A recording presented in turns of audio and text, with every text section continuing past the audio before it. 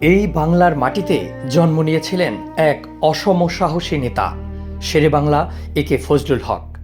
1873 সালে বরিশালে জন্মগ্রহণ করেন।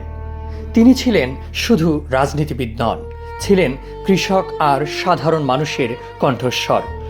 1937 সালে তিনি হন অবিভক্ত বাংলার প্রথম নির্বাচিত মুখ্যমন্ত্রী, আর 1940 সালে লাহোর প্রস্তাব উত্থাপন করে ইতিহাসের এক গুরুত্বপূর্ণ অধ্যায় রচনা করেন।